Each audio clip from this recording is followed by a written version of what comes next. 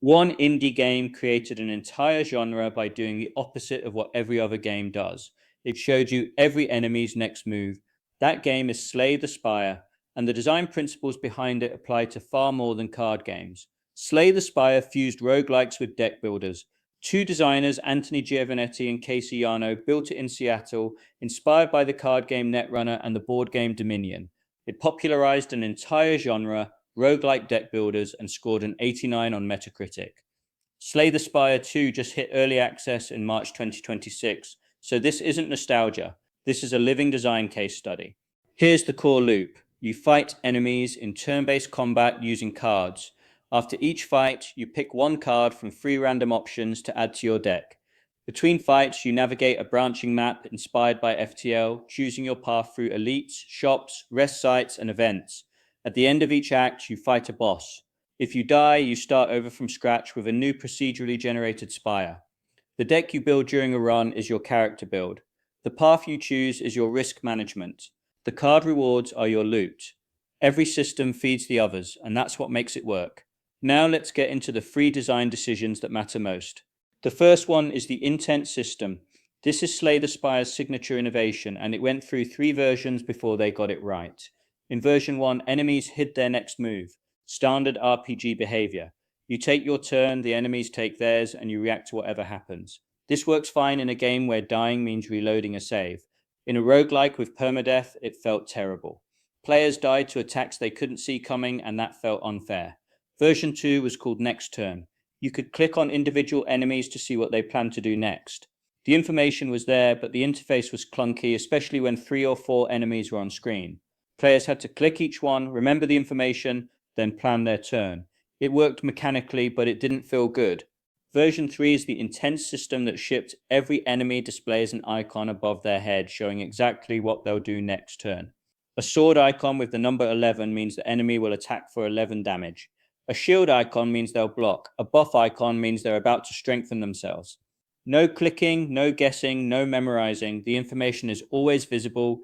Here's why this matters. Most games hide information to create surprise. Slay the Spire proved that revealing information creates strategy. When you know the enemy will attack for 11 damage, every card in your hand becomes a solvable puzzle. Do you play a block card to absorb the hit? Do you play an attack to kill the enemy before it swings? Do you accept the damage and set up a bigger turn next round? The answer depends on your deck, your health, and what other enemies are doing. That's strategic depth, and it comes directly from showing the player the consequences of their choices before they make them. If the player can't see the consequences, they can't make meaningful decisions. This principle applies to any turn-based game, any strategy game, any system where the player is supposed to be making informed choices. The second design decision is the single-player balance philosophy. In competitive card games like Magic or Hearthstone, a broken combo is a crisis. Players complain, tournaments get disrupted, cards get banned. In Slay the Spire, broken combos are a feature. Giovannetti said explicitly that they had no problem with players discovering powerful synergies because there's no opponent on the other side getting crushed.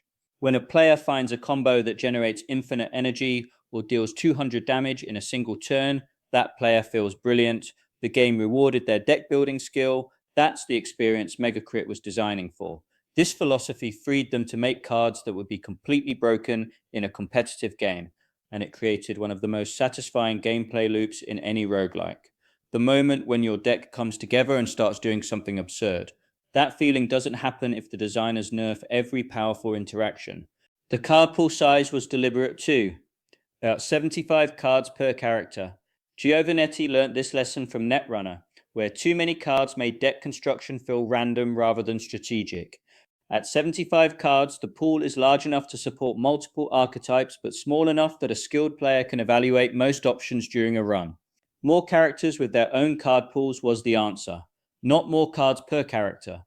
Balance came from data, not gut feelings. The game client reported metrics back to Megacrit. Cards that players consistently skipped were too weak. Cards that showed up in winning decks too often were too strong. They also watched streamers play. Giovannetti said streamers aren't afraid to speak their minds, and most don't even know the developers are watching. This data-driven approach is exactly what AI tools can automate today. You can simulate thousands of runs to find which items are never picked, which combos dominate, and where the difficulty spikes land. Metacritic did it with custom telemetry in 2018. You can do it faster now.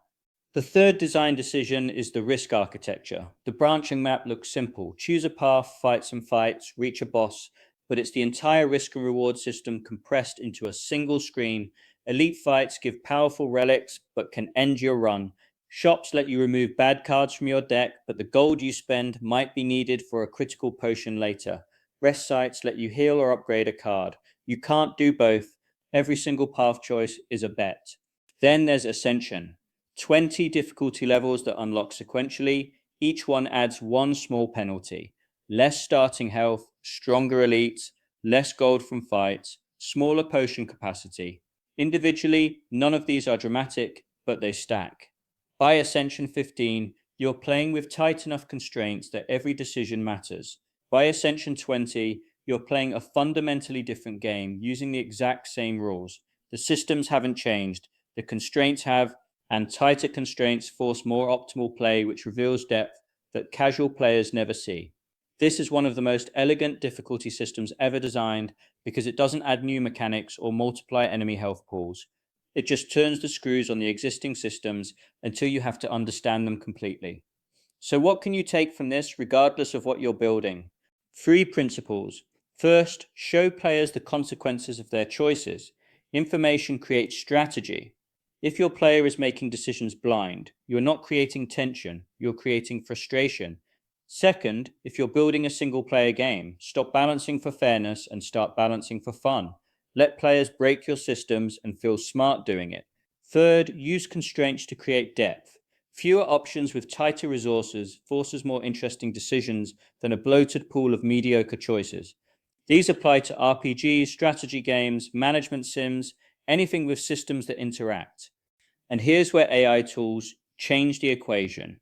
The data-driven balancing approach, Metacritic built manually, tracking which cards get picked, which builds win, where players die, you can automate that today. Claude Code can generate card pools and simulate synergies. You can run thousands of test runs to find balance issues before a single player touches your game. Inside AI Craft, we're using exactly this workflow to build card systems and roguelike loops. The design patterns from Slay the Spire, information transparency, single-player balance philosophy, constraint-driven depth are what we study and build with in the community. We run simulated balance passes with AI and iterate on card systems every week. Come join us and build with us. Please feel free to subscribe and check out the links in the description below.